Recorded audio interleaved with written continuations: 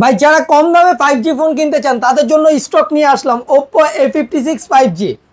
এটা কিন্তু side Mount finger 8256 variant 5G network পাবেন এবং কি ভালো রাফ ইউজ করতে পারবেন।